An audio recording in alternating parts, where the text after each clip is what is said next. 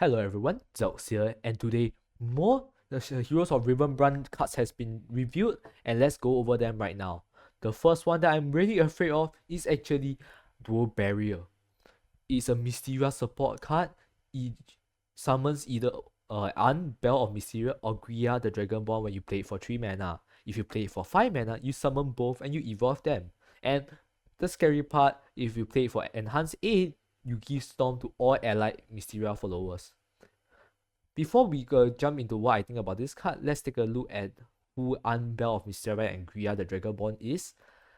Unbell of Mysteria is a 8 mana 3/3. The cost doesn't matter because, well, you're not going to be playing it for the cost. And on evolve, it does 1 damage to all enemy followers.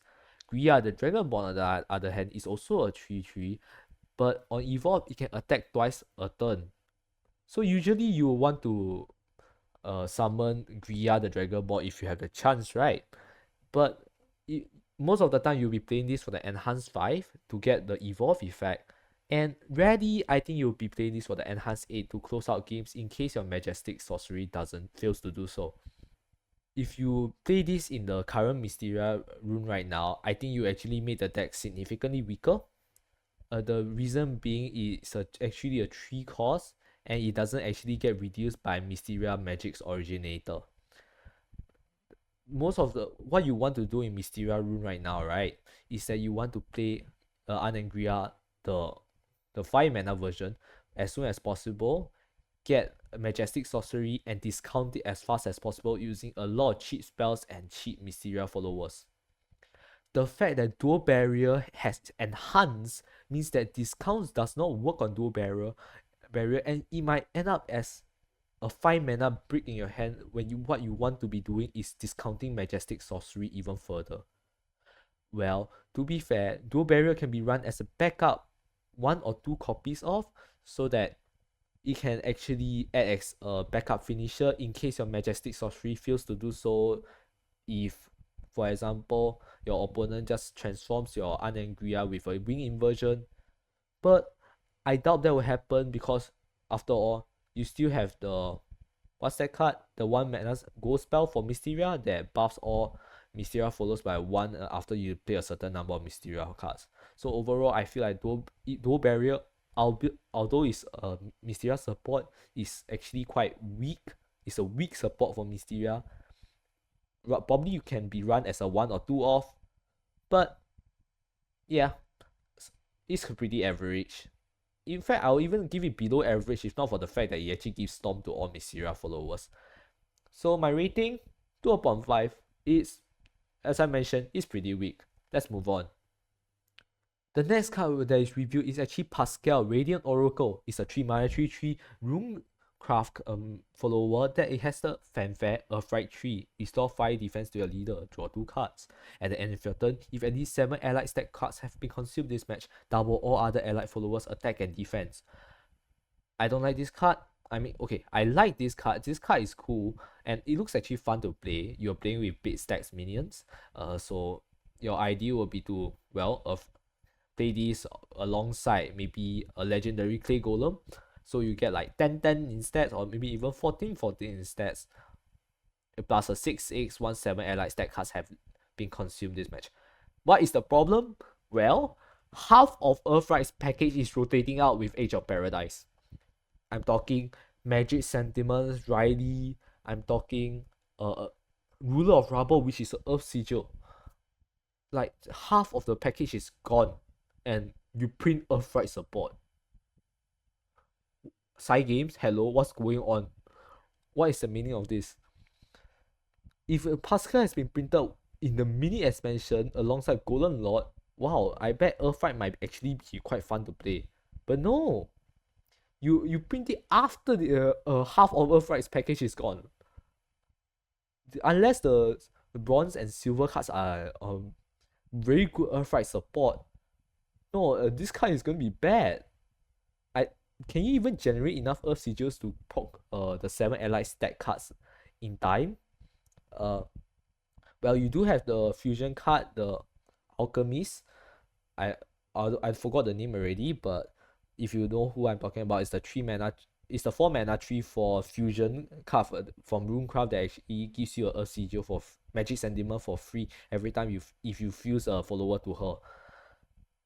And I don't think it can generate enough Earth Sigils to actually sustain a Magic Sentiments Earthright deck right now. I mean, even Earthright even lost all their burn.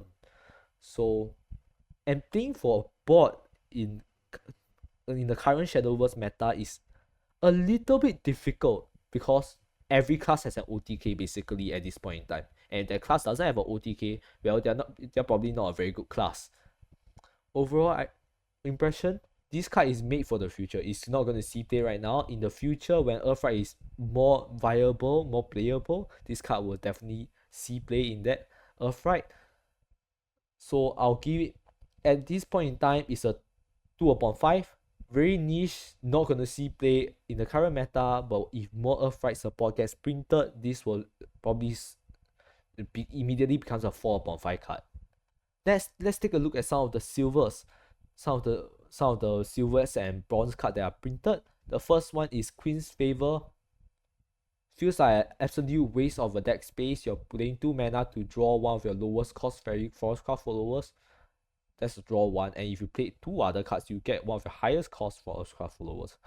So fine, if you want to get ticket out, you want to get ticket into hand early, you'll probably play like one of these. But honestly, paying 2 mana to draw a 1 cost feels absolutely terrible. I don't know why you would do that.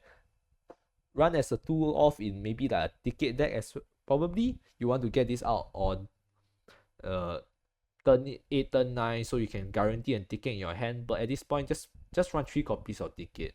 You'll probably get, actually, yeah, true, just run 3 copies of tickets. You do much more things for you than just running 1 copy of Queen's Favor. Unless there's a card that Forest wants to tutor that's very high cost, and you really need Queen's Favor to tutor it. Personally, I don't see this being played. It's just a draw a 1 cost even. Feels terrible. I'll give this a 1/5. It feels really situational and it feels bad in general. Next is a bronze card for Swordcraft. Send in the troops, discard a card from your hand and put 2 random Swordcraft followers from your deck into your hand. This card is amazing. Although this isn't as good as Pumpkin Recruit, which, well, is a 1 mana 1/1 that cycles you as well as rally. This is a watered down replacement.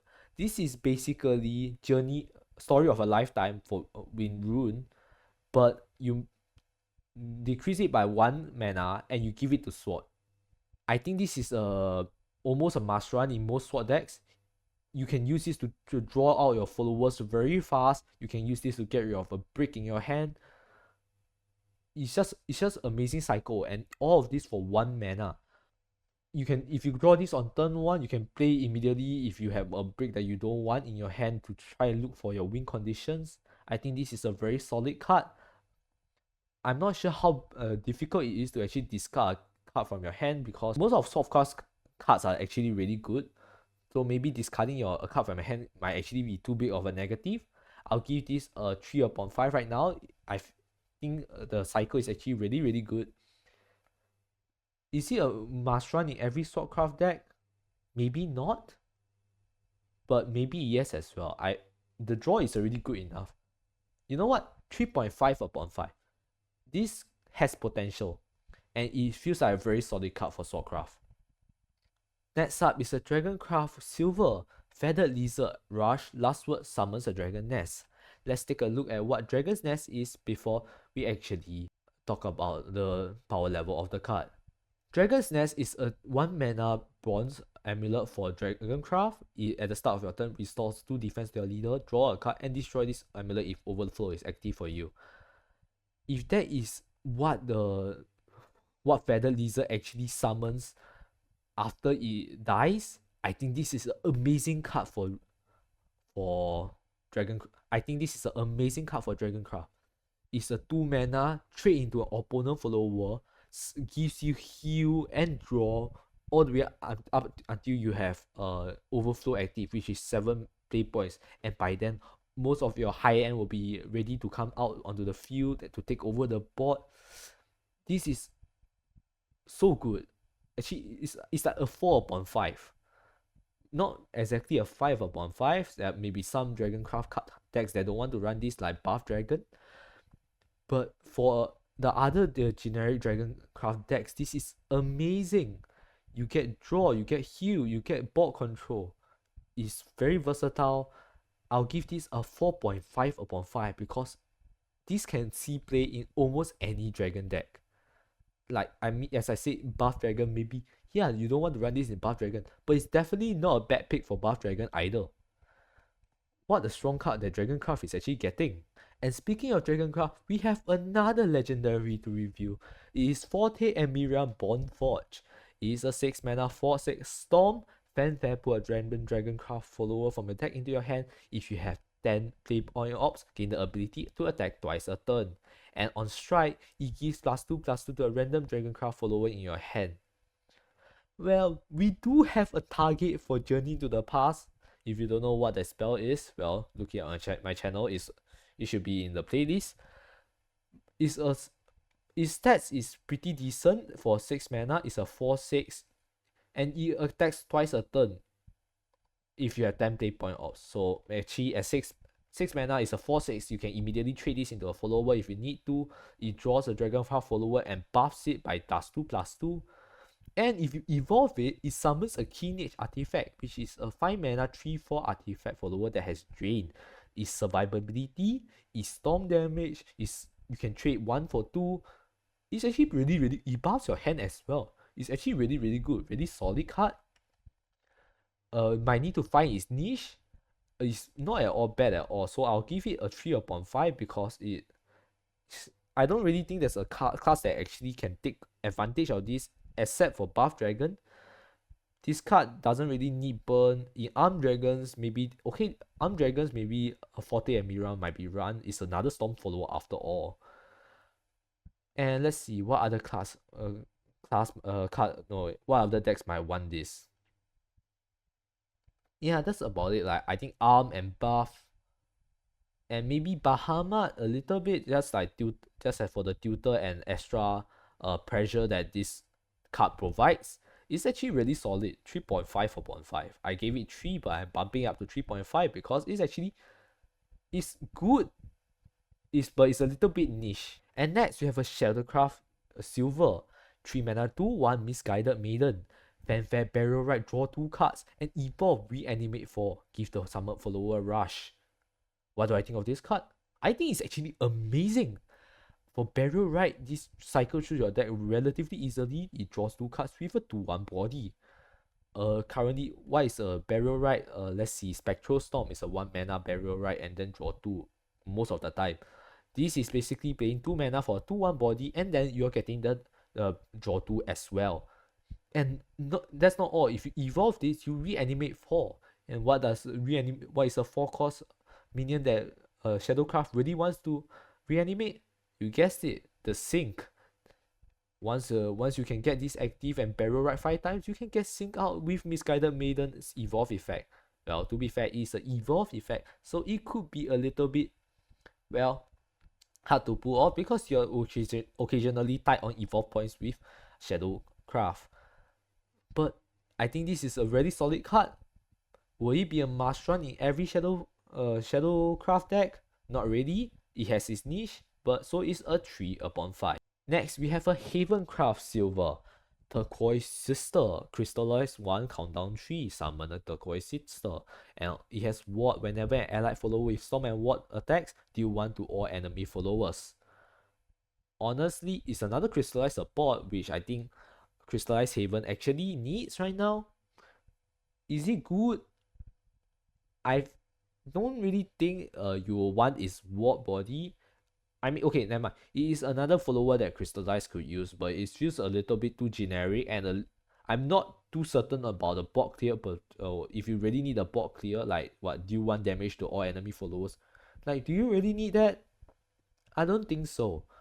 So my overall, it's just a generic good card though, so I'll give it a 3 upon 5. There's really nothing much to talk about. And lastly, we have Robotic Rampage, a 3 mana spell for Portocra that summons 3 assembly droids and give them rush. And if you play for Enhanced 9 instead, you summon 3 aerial crafts and you give that those Storm instead. Let's take a look at what aerial crafts are.